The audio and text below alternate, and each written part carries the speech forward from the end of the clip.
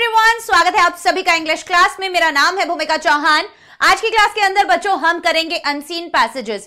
Previous year papers में जो भी अनसीन पैसेजेस आपसे पूछे गए थे, आज की क्लास उनके ऊपर होने वाली है। अनसीन पैसेज करने से पहले कुछ इंपॉर्टेंट बातें मैं आप सभी के साथ शेयर करना चाहूंगी, डिस्कस करना चाहूंगी, क्योंकि बच्चों का अक्सर जो अप्रोच होता है अनसीन पैसेज को लेकर वो बहुत गलत होता है। दूसरा, बच्चे हमेशा अनसीन पैसेज में अपना बहुत ज्यादा टाइम वेस्ट कर देते हैं। तीसरा, बच्चों को यह समझ में नहीं आता कि अनसीन पैसेज में जो क्वेश्चंस पूछे गए हैं आखिरकार हम उन्हें ढूंढ कैसे सकते हैं। और चौथी चीज कि क्या कॉपी पेस्ट कर सकते हैं, जहां हमें आंसर दिखाई दे रहा है क्या वहां से हम आंसर लिख सकते हैं। और सबसे इंपॉर्टेंट क्वेश्चन जो निकल कर आता है वो है वोकैबुलरी का, कि अगर अनसीन पैसेज के अंदर वोकैबुलरी से रिलेटेड क्वेश्चंस आ रहे हैं तो मैम हम उन क्वेश्चंस को कैसे ढूंढ सकते हैं। आज प्रीवियस ईयर पेपर्स जब मैंने देखे और आप लोगों के लिए क्वेश्चंस लेकर आई तो उन क्वेश्चंस में मुझे कहीं ना कहीं ये रियलाइज हुआ कि हाँ, अनसीन पैसेज बार बार रिपीट होते हैं। अब हर बार ऐसा नहीं होता, पर मैंने देखा है 2 से 3 साल ऐसे होते हुए कि कोई अनसीन पैसेज 2015 में पूछा गया था एंड देन 2020 में वो रिपीट हो गया। आप समझ रहे हो, क्योंकि बहुत सारे सेट आते हैं और हर एक सेट में अलग अलग टाइप के क्वेश्चंस आपको देखने के लिए मिल सकते हैं। तो हो सकता है कि आपकी किस्मत इतनी अच्छी हो कि जो पैसेजेस हम यहाँ पे क्लास में प्रैक्टिस कर रहे हैं वही पैसेज अगर आ जाता है वेल एंड गुड, नहीं आता है तो हमें अनसीन पैसेज सॉल्व करना आना चाहिए। बिना किसी देरी के अनसीन पैसेज यहां पर जो आपके सामने दिखाई दे रहा है ये 2020 में ZX वाले सेट में पूछा गया था। अब मेरी बात को ध्यान से सुनना, कुछ बहुत ही इंपॉर्टेंट बातें हैं। सबसे पहले हम अनसीन पैसेज के बारे में वो करेंगे। सबसे पहली और सबसे इंपॉर्टेंट बात क्या है, हमें स्टार्टिंग के 15 मिनट्स में अनसीन पैसेज को अटेम्प्ट करना है। क्या बच्चे यही सोचते हैं कि शुरुआत के 15 मिनट में अनसीन पैसेज कर लेता हूं? नहीं, स्टार्टिंग के 15 मिनट्स में अपनी हर क्लास में बोलती हूं आपके पेपर प्लानिंग के होते हैं, आपको उसमें केवल और केवल अपना पेपर प्लान करना है। हां, वहां पर अब जब आप पूरे क्वेश्चन पेपर की रीडिंग कर रहे होंगे तो उस दौरान आपको क्या करना होगा, उस दौरान बच्चों आपको अपना अनसीन पैसेज एक बार पढ़ना होगा और अपना पूरा पेपर प्लान करना होगा कि पहले मैं सेक्शन बी करूंगा, ए करूंगा, सी करूंगा, डी करूंगा, whatever you are going to do, plan कर लो उसको। अब जब आपने एक बार रीडिंग तो ऑब्वियसली लगा ही ली है, उसके बाद बारी आती है जब आप अनसीन पैसेज करना चाहते हैं। अलग अलग बच्चों की अप्रोच अलग अलग हो सकती है। ऐसा जरूरी नहीं है कि आपको पहले सेक्शन ए ही करना है, फिर बी, फिर सी, फिर डी। आप कोई भी सेक्शन पहले कर सकते हैं जो आपको अच्छा लगता है, लेकिन आप जो भी सेक्शन पहले कर रहे हैं प्लीज आप वहां पर मेंशन कर दीजिए कि मैं ये वाला सेक्शन कर रहा हूं, ये क्वेश्चन नंबर कर रहा हूं। ठीक है, अब जैसे हम बारी आती है सेक्शन ए की, मैं बच्चों को यूजुअली सजेस्ट करती हूं कि आपका जो ग्रामर और जो लिटरेचर और जो राइटिंग और जो रीडिंग है, जब इनमें चारों में चॉइस है कि आप कौन सा पहले करें, तो ऑब्वियसली आप कोशिश कीजिएगा कि आप लिटरेचर और ग्रामर वाले टॉपिक्स को पहले उठाएं। वो टॉपिक्स ऐसे होते हैं जो आप पहले पढ़कर गए हैं, आप रूल्स जानते हैं, आपने चैप्टर्स पढ़े हुए हैं, उनका नॉलेज आपको ज्यादा है और वहां पर ही आपको अपना इंप्रेशन जमाना है। पेपर जब टीचर चेक करेंगे उनमें वो क्वेश्चंस आपने पहले किए हैं जो आपको आते थे, दैट मीन्स इंप्रेशन अच्छा पड़ेगा। अब जब आपने उनको पहले ही कंप्लीट कर लिया और उनका वेटेज भी अच्छा खासा होता है तो उसके बाद बारी आती है आपकी राइटिंग और आपके रीडिंग वाले पार्ट की। इनको आप लास्ट में अटेम्प्ट किया कीजिए क्योंकि ये टाइम टेकिंग होते हैं। इनके चक्कर में हम जो हमें आता है वो हमारा छूट ना जाए, इसलिए हम इन्हें बाद में करने का, मतलब मैं पर्सनली इसे बाद में करने का सजेशन सभी बच्चों को देती हूं। ठीक है, अब बारी आती है कि अनसीन पैसेज में आपने आप जब इसको करने जा रहे हैं, हमारा काम होता है पैसेज को बहुत ही ज्यादा तवज्जो ना देना। कहने का मतलब क्या है, हमें क्वेश्चंस दिए हैं, हमें उन क्वेश्चंस के आंसर्स को फाइंड आउट करना है, वो हमारा पहला मोटिव होता है। तो इसीलिए बहुत ज्यादा रीडिंग करना, उसका हिंदी ट्रांसलेशन ढूंढना, उसको 10 बार पढ़ना, हमारा वहां पर ये काम नहीं है। हमें क्वेश्चन दिए हैं, हमें उन क्वेश्चंस के आंसर्स को ढूंढना है। इसीलिए काम क्या करना होगा, हमें पहले क्वेश्चंस को रीड करना होगा। फॉर एग्जाम्पल यहां पर 4 क्वेश्चंस दिए हुए हैं। अब आपका क्वेश्चंस को पढ़ने का तरीका क्या है और आप उन क्वेश्चंस के आंसर्स को कैसे ढूंढेंगे। आपने जो भी क्वेश्चन लिया है उसके कीवर्ड्स देखो, क्या वो पूछ रहा है। For example, how the whole history of mankind is dotted. साफ पूछा गया है कि कैसे पूरी हिस्ट्री जो है मैनकाइंड की वो डॉटेड है। अब मैनकाइंड, हिस्ट्री, डॉटेड, ये 3 वर्ड्स आपको कहीं ना कहीं देखने के लिए जरूर मिल जाएंगे जब आप पैसेज के ऊपर जाएंगे। एक सेकेंड, आई गेस बहुत ज्यादा शोर आ रहा होगा आप लोगों को, ठीक है, कुछ काम वगैरह चल रहा है यहां पे। Yes,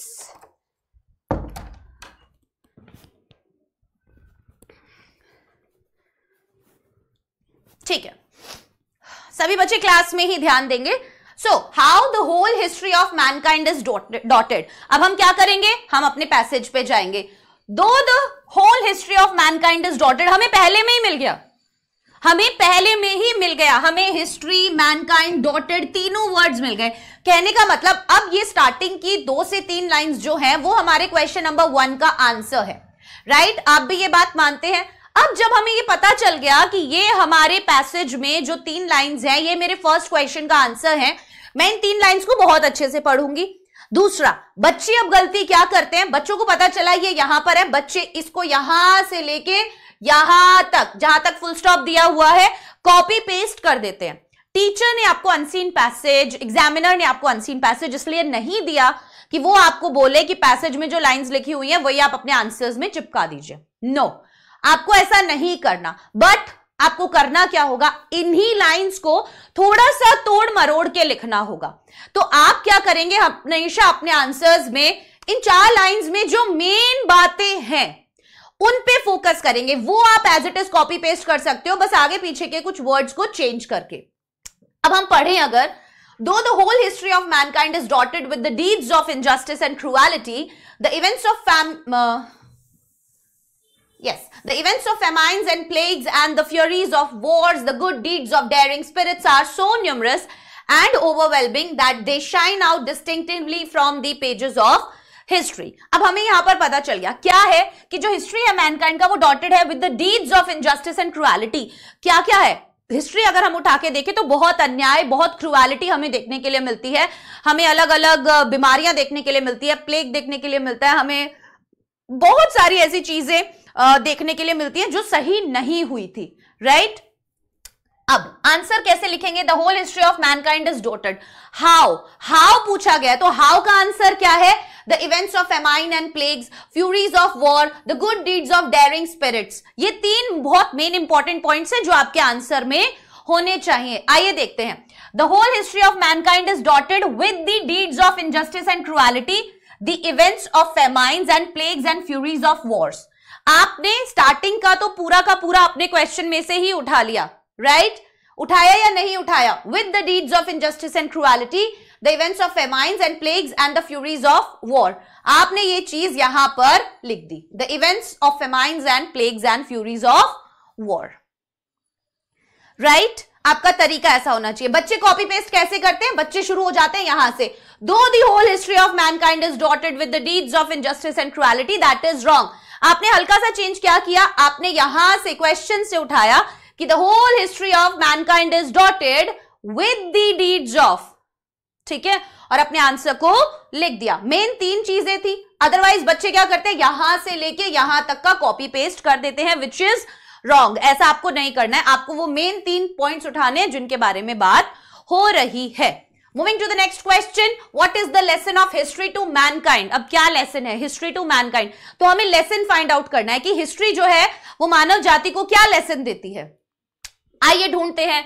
The great dreamers, doers and builders have led the world from darkness to light and from destruction to construction. The tales of their heroic deeds have come down from generation to generation and inspired people to work for human progress. The lesson of history. Are you getting my point? मिल गया वापस से आपको आपका point. The lesson of history is that truth and always wins and tyrants and murderers are always defeated. तो सीधा सीधा lesson क्या है हिस्ट्री का कि जो सच और प्यार है वो हमेशा जीतता है, और जो टायरेंट्स एंड मर्डरर्स हैं, जो हम लोगों पे शासक करते हैं, जो हम लोगों पे क्रूएलिटी करते हैं, वो और जो मर्डरर्स हैं उनकी हमेशा हार होती है। All great spiritualists have called upon people to follow the path of love and peace. तो आपको यहां पर अपना आंसर मिल जाएगा। तो आप आंसर कैसे लिखेंगे, बोलिए।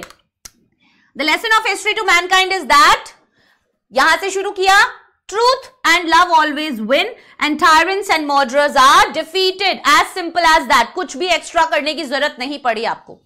Right, moving to the next question. What did Mahatma Gandhi advocate for? Mahatma Gandhi ji किस चीज की वकालत करते हैं?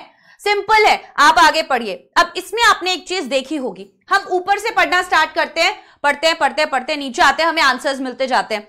अभी तक गांधी जी के बारे में यहां तक हमने जब पढ़ा तो हमें कुछ भी नहीं मिला. राइट, नहीं मिला ना. तो हमें पता चल गया कि हमारा आंसर अब इतने पार्ट में तो है नहीं. हमारा आंसर अब ये ऑल ग्रेट लीडर्स से लेके डिस्प्यूट्स तक में हमें मिलेगा. तो हमें ये गलती बार बार नहीं करनी. मैंने अक्सर देखा है, मैं खुद करती थी 8th-9th क्लास में, कि बार बार पैसेज पढ़ते, शुरू से बार बार पैसेज पढ़ते, विच इज रॉन्ग. आपको ऐसा नहीं करना है. आप क्या करेंगे, जितना पार्ट आपने ऊपर पढ़ लिया, आपको पता है अब यहां पर तो मेरा आंसर नहीं है, तो मैं अब नीचे वाले पार्ट में अपना आंसर ढूंढूंगा. ये आपका टाइम बचाएगा. क्या बचाएगा बेटा? टाइम बचाएगा. ठीक है, पढ़ते हैं. चलो. All great spiritualists have called upon people to follow the path of love and peace.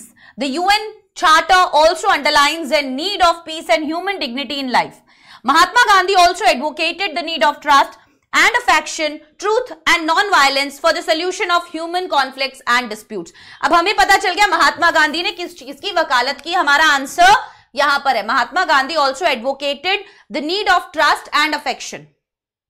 ये आपका आंसर है. ट्रूथ एंड नॉन वायलेंस, ये आपका आंसर है. For the solution of human conflicts and disputes, कि जो भी हम लोगों में आपस में कॉन्फ्लिक्ट्स हो रहे हैं, डिस्प्यूट्स हो रहे हैं, ठीक है, उनका केवल एक सोल्यूशन है, that is truth and affection, peace, love.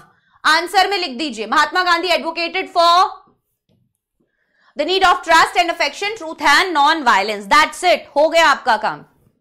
Getting my point? और ज्यादा बेटर लिखना, 1-2 लाइंस अपनी तरफ से ऐड करके लिख दो, अगर आपको कंफर्टेबल लगता है तो. नहीं लगता है तो ज्यादा तो रमखा बनने की जरूरत नहीं होती है हमें वहां पे. ठीक है, लास्ट है, सूटेबल टाइटल देना है, पीस एंड ह्यूमन डिग्निटी. तो अभी यहां तक कितने बच्चों को समझ में आया, एक बार मुझे बताओ, उसके बाद हम आगे बात करते हैं. यहां तक अगर क्लियर है तो please let me know.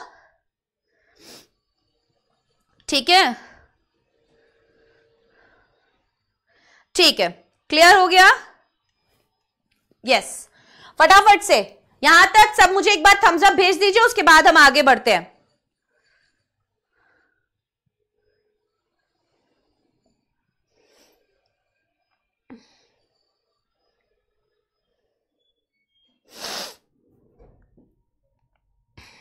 Yes, ठीक है, क्लियर हो गई चीजें.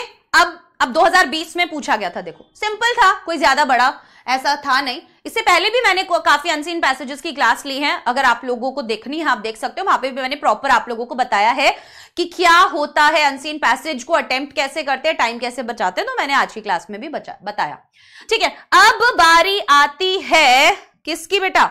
अब बारी आती है अगले पैसेज की. ये भी प्रीवियस ईयर पेपर में, देखो ये 2015 में पूछा गया था, फिर 2020 में पूछा गया है, तो 2 बार 15 वाला 20 में रिपीट हो गया. तो हमारी किस्मत अच्छी हुई, तो शायद हम जो क्लासेस के अंदर अनसीन पैसेजेस आपको सॉल्व करवा रहे हैं, आपका भी पैसेज अगर रिपीट हो जाता है, वेल एंड गुड, इससे अच्छी कोई भी बात नहीं हो सकती.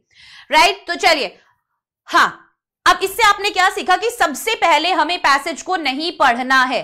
हमें क्या नहीं करना है? हमें सबसे पहले पैसेज नहीं पढ़ना है, हमें क्वेश्चंस पढ़ने हैं, क्वेश्चंस के कीवर्ड्स, की पॉइंट्स ढूंढने हैं, और फिर उनको पैसेज में जाकर ढूंढना है. उनके ऊपर 2 आगे पीछे की लाइंस में ही आपको आपका आंसर मिलेगा.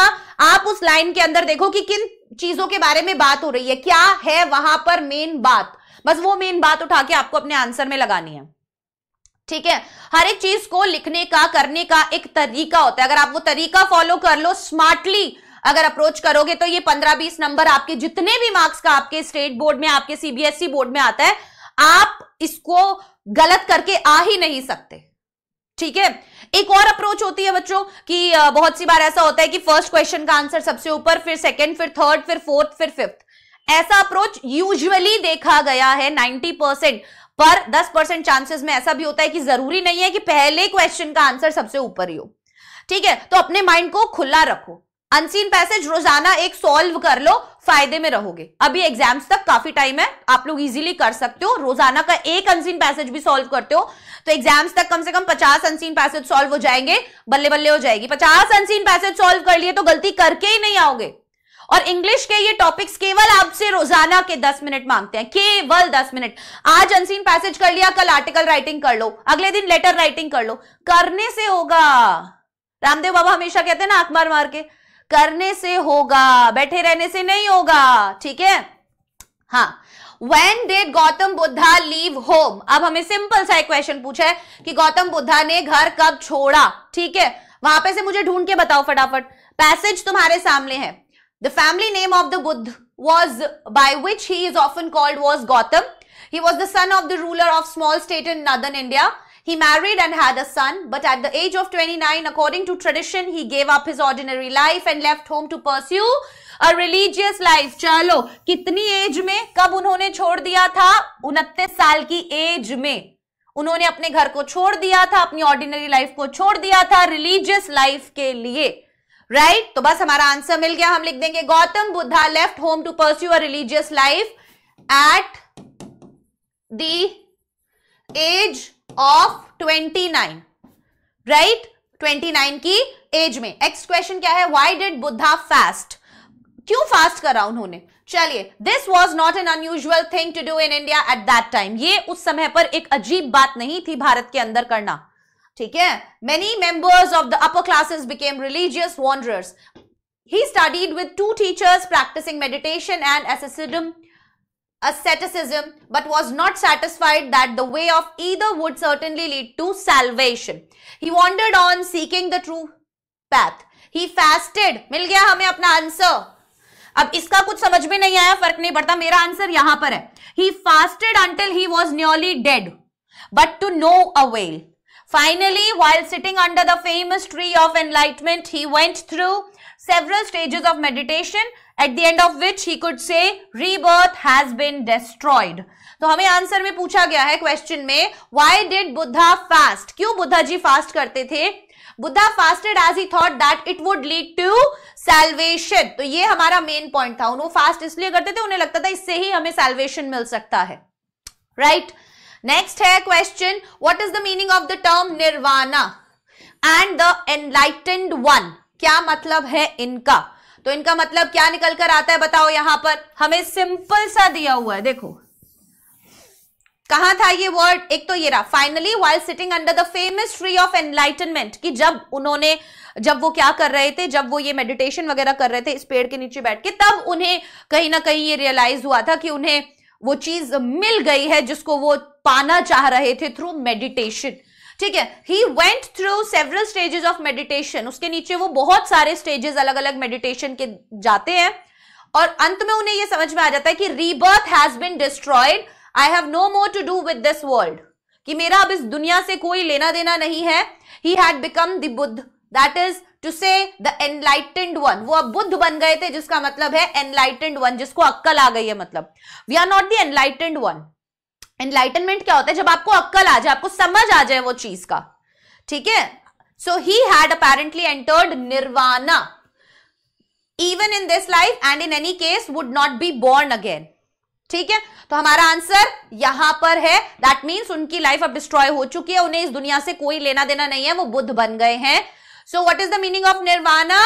The nirvana means that one would not have to be born again, अब वो दोबारा जन्म लेने की जरूरत नहीं है, ठीक है। और एनलाइटेंड वन मतलब क्या होता है? One has gained intellectual revival and is free from superstitions, कि अब इंटेलेक्चुअल रिवाइवल हो चुका है, एज इन उन्हें समझ में आ गया है कि ये दुनिया से मेरा कोई लेना देना नहीं है, मैं अब वापस से जन्म नहीं लेना चाहता। एक तरीके से होता है ना, मोक्ष हो गया, मोह माया से दूर हो गए, वो स्टेज जो है वो लाइफ की वो पार कर चुके हैं, ठीक है, बुद्ध बन गए हैं बेसिकली, कहने का मतलब।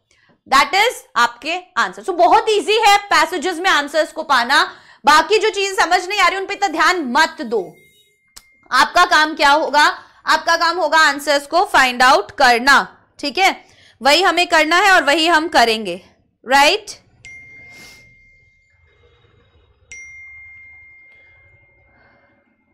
चलो, यहां तक कौन कौन बच्चे मेरे साथ है फटाफट से बताएंगे।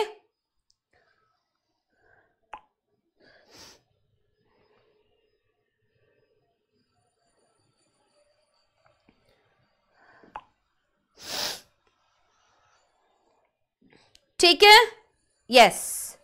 चलो moving to the next part, next अपना अनसीन पैसेज ये रहा। सभी बच्चे एक बार क्वेश्चंस को रीड करेंगे पहले।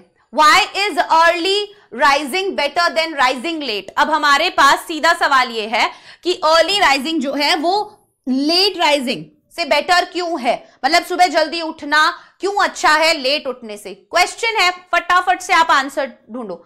मैं चाहती हूं इसका आंसर आप एक बार फाइंड आउट करो। आपको टाइम दे रही हूं, पढ़ो स्टार्टिंग के कुछ lines and try to understand. जल्दी जल्दी से कोशिश करो, चलो। यस,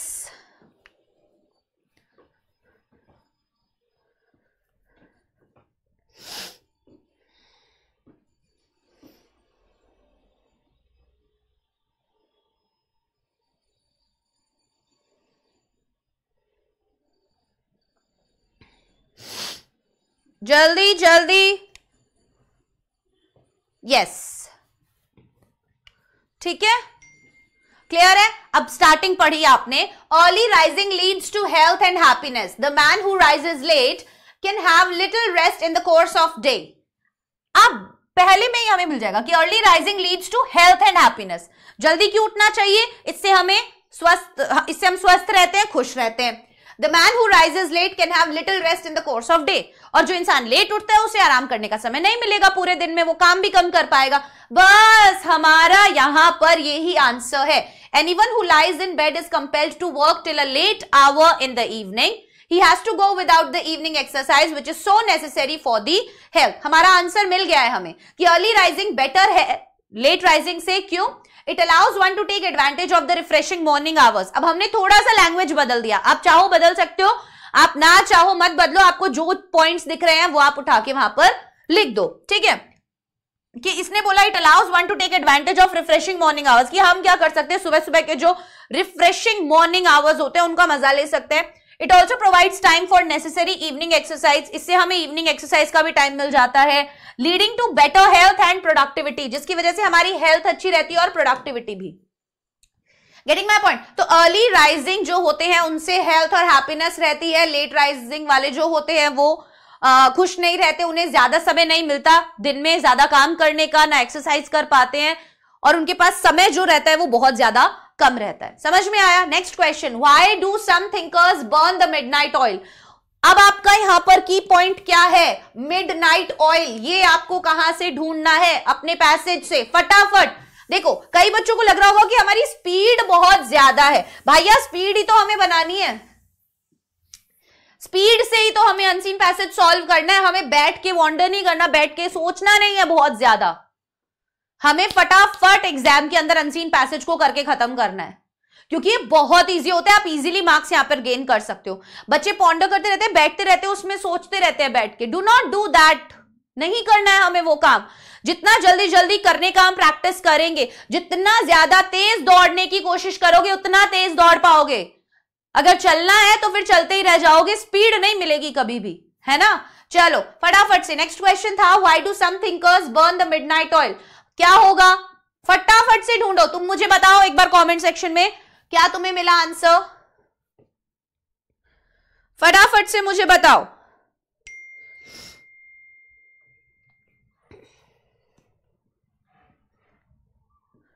यस, अब कहां लिखा हुआ है देखो। The reason for this is that he cannot take advantage of the refreshing hours of the morning. Some people say that the quiet hour of midnight is the best time for working. अब मुझे यहां पर एक बार midnight अपना word मिला, मतलब मेरा answer जो है वो आसपास ही है। Several great thinkers say that they can write best only when they burn the midnight oil.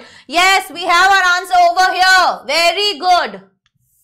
ठीक है, तो क्या होगा हमारा आंसर? कि सम पीपल से दैट, कुछ लोग कहते हैं कि the quite hour of midnight is the best time for working, कि जो शांत घंटे होते हैं रात के, बीच रात के, वो बहुत बढ़िया होते हैं काम करने के लिए। Several great thinkers say that they can write best only when they burn the midnight oil. बहुत सारे विचारकों का कहना यह है कि वो अच्छा तभी सोच पाते हैं जब वो रात भर जगते हैं, शांति से बैठ के सोचते हैं। So we have our answer, some thinkers burn the midnight oil because they believe, क्योंकि ये बिलीव करते हैं दैट की the quiet hours of midnight are the best time for working. Point जो था मेन हमने यहां पर मेंशन कर दिया। And they claim to write best during that time, और वो दावा करते हैं कि वो इस समय पर सबसे बेहतर लिख पाते हैं। Getting my point? ढूंढ पा रहे हो ना आंसर? मेरे साथ आंसर ढूंढ पा रहे हो ना? बस घर पे जाके एक बार यही वाले अनसीन पैसेज के आंसर्स खुद लिख लेना, एक बार खुद से आंसर्स लिख लेना, बस आंख बंद करके। ये आंसर्स देखना नहीं है, कॉपी नहीं करना है, क्वेश्चन देखना है, आंसर खुद से लिखना है। गारंटी देती हूं अपने आप में कॉन्फिडेंस आ जाएगा तुम्हें। Next question, what is the disadvantage of working at midnight? अब डिसएडवांटेज क्या है रात में काम करने का? पढ़ते हैं आगे, बताएगा हमें। आप पढ़ के बताओ मुझे, आप पढ़ के बताओ, आपको भी दिख रहा होगा, जल्दी से बताओ मुझे पढ़ के, आपको भी दिख रहा होगा क्या डिसएडवांटेज है? हाँ,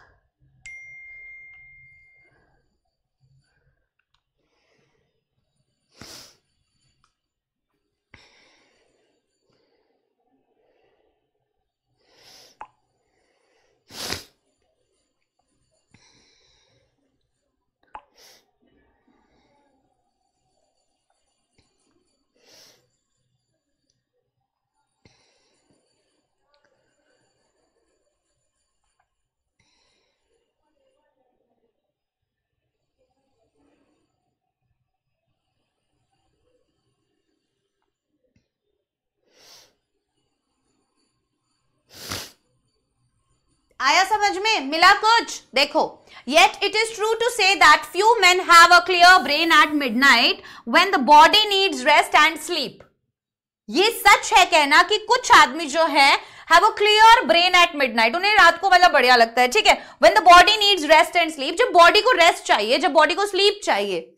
those who work at that time soon ruin their health, लेकिन वो लोग जो रात भर इस तरीके से काम करते हैं वो जल्द ही अपनी हेल्थ का नुकसान कर लेते हैं। बस हमें यहां पर अपना आंसर मिल गया। Bad health must in the long run have a bad effect on the quality of their work, तो उनके काम की क्वालिटी खराब हो जाती है। हम इजीली अपना आंसर लिख सकते हैं। The disadvantage of working at midnight is that it can ruin one's health in the long run. सबसे पहली चीज, वो हेल्थ खराब कर देगी, लॉन्ग रन में आप काम नहीं कर सकते हो ऐसे। As the body needs rest and sleep during those hours, क्योंकि बॉडी को रेस्ट और स्लीप चाहिए होता है उन घंटों में, right. Poor health will eventually affect the quality of their work, और जो पुअर हेल्थ है वो कहीं ना कहीं इवेंचुअली क्या करेगा, उनका क्वालिटी जो है काम का वो अफेक्ट करेगा, राइट। Simple as that. कुछ भी भारी भरकम मैंने ऐसा नहीं लिखा है जो मेरी क्लास के बच्चे नहीं लिख सकते हैं, हर एक चीज वो कर सकते हैं, राइट। चलिए, what are the possible advantages of both morning hours and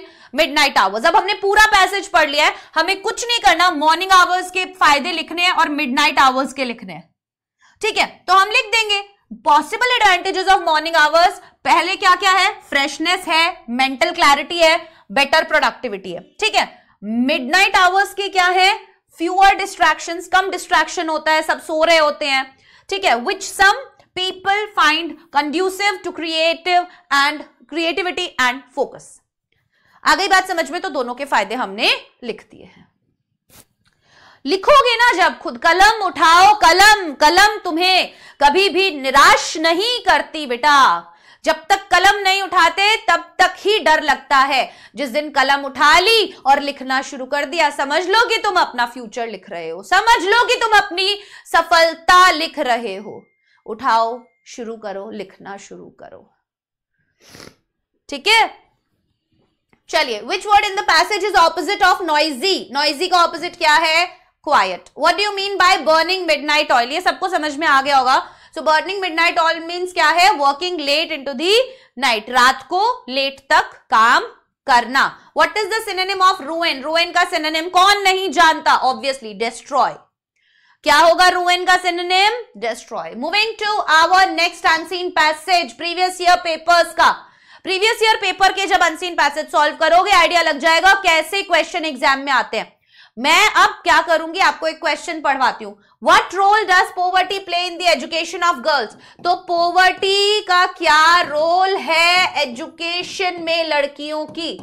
education of girls, right. लड़कियों की एजुकेशन में पॉवर्टी क्या रोल प्ले करती है? अब मैं पानी पीने जा रही हूं, इतने आपको क्या करना है, यहां पर उसका आंसर फाइंड आउट करना है। जल्दी करो, जल्दी करो। तो जुकाम हो गया ना इतना।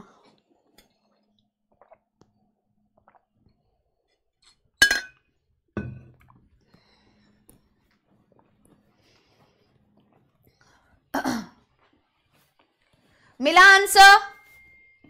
कितने बच्चों को आंसर मिला? लेट मी सी, कितनों को मिला?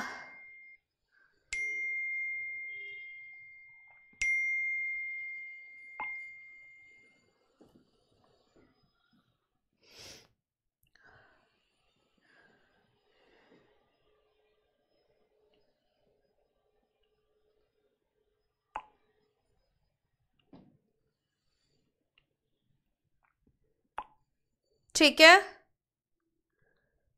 ग्रेट। चलो,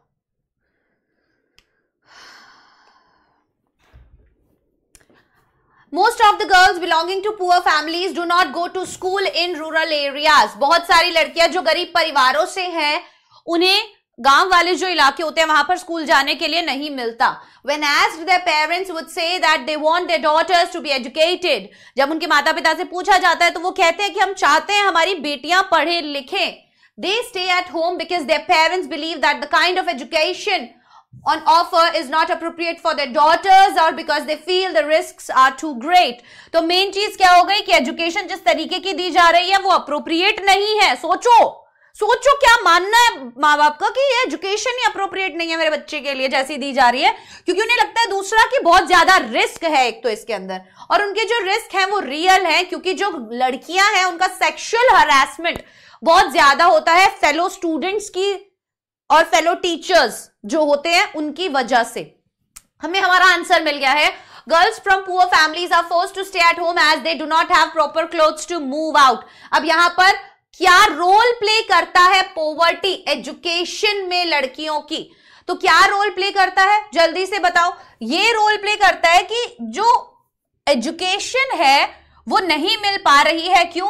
These pressures are central to low enrollment and retention of girls. Poverty also plays its part. If their clothes are torn, girls from poor families will stay at home. तो यहां पर हमारा answer है, हमारा answer यहां पर है कि पॉवर्टी एक बहुत बड़ा रोल प्ले करती है एजुकेशन में। क्या? If their clothes are torn, उनके कपड़े अगर फटे हुए हैं, पुअर फैमिली की लड़कियां घर रहती हैं। ठीक है, समझ में आया? बस यही हमें आंसर लिखना था कि if they do not have proper clothes, तो ये रोल प्ले करता है पॉवर्टी एजुकेशन में। और भी बहुत सारी चीजें आप इसमें ऐड कर सकते थे कि गरीब है इसलिए उन लोगों का माइंडसेट ऐसा है। ठीक है, सेक्सुअल हरेसमेंट के बहुत ज्यादा रिस्क है, अप्रोप्रिएट नहीं है एजुकेशन, ऐसा उन लोगों का मानना है। Next question, give 2 reasons why the parents do not send their daughters to school though they want them to be educated.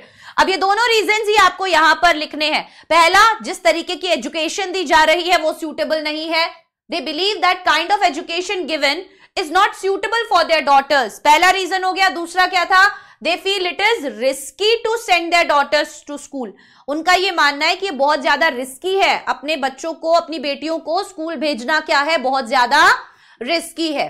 Right, easy था। Third, name the persons who cause harassment to the school going girls. उन लोगों का नाम बताओ जो harassment cause करते हैं। यहां पर आप बताइए कौन कौन था? फेलो स्टूडेंट्स जो हरास करते हैं, टीचर्स जो हरास करते हैं, और स्ट्रेंजर्स जब वो स्कूल जाती हैं रास्ते में तो हरास करते हैं। हमारा आंसर है fellow students, teachers and strangers cause harassment to the school going girls. तो आप देखिए जो बेसिक राइट्स हैं लड़कियों के वो भी उन्हें मिलने में कितना प्रॉब्लम है, just because of these harassments and the mentality of the society around us. Right, अब बोल दिया जाता है अक्सर कि अरे ये तो बहुत ज्यादा इस तरीके से फेमिनिज्म वाली बात है। अरे है भाई, क्योंकि बहुत साल हो गए लगातार इस तरीके से चीजें झेलते हुए कि कोई लाइफ में अगर एक चीज भी करनी है ना तो उसका भी जाके परमिशन लेना पड़ता है, उसके लिए भी स्ट्रगल करना पड़ता है। ठीक है, उसके लिए, उस चीज के लिए भी मेहनत करनी पड़ती है कि प्लीज स्कूल जाने दो। Can you imagine? प्लीज हमें स्कूल जाने दो, हमें ये करने दो, हमें जॉब करने दो। क्या है ये सब चीजें? I don't understand. राइट, चलिए, which word in the passage means keep in place? Retention. Give suitable heading to the above passage, the education of girls. Clear? चलिए, ये हो गई हमारी आज की अनसीन पैसेज की क्लास। अब एक पैसेज है जो मैं आपको होमवर्क के लिए दे रही हूं, और ये पैसेज 2015 में आया था और उसके बाद 2019 में भी आया था। प्रीवियस ईयर पेपर का पैसेज है, ये आप लोगों का होमवर्क है, करने की कोशिश करना। इसी पीडीएफ में आप लोगों के आंसर्स भी हैं इस पैसेज के, लेकिन आप उन आंसर्स को नहीं देखेंगे, आप बिना आंसर्स देखे इस पैसेज को सॉल्व करेंगे। अगर पीडीएफ नहीं मिलता है, please take the screenshot of the passage, फटाफट से स्क्रीनशॉट ले लो इस पैसेज का, and then these are the questions जो आपको सॉल्व करने हैं। ठीक है, तो आज की हमारी ये जो क्लास है अनसीन पैसेज की, यही खत्म होती है। आशा करती हूँ क्लास में मजा आया होगा, अनसीन पैसेज सॉल्व कैसे करने हैं। ऐसी और क्लासेस भी आपकी लगातार चलती रहेंगी। अब कल मैं जो क्लास लूंगी वो होगी कंप्लीट पोइट्री के ऊपर। स्टैंजा बेस्ड क्वेश्चंस जो एग्जाम में आते हैं, आपकी पूरी पोइट्री के एक क्लास में कल मैं करवा दूंगी। 1000 सवालों की ये जो सीरीज है बेटा, ये रुकनी नहीं चाहिए जब तक हर एक सवाल हमें ना आता हो। क्लियर? तो मैं अपना पूरा 100%, 200% आपके लिए मेहनत करने के लिए तैयार हूं। Now it's your turn to give your 500% so that we can achieve better. Bye bye everyone. Take care. All the best.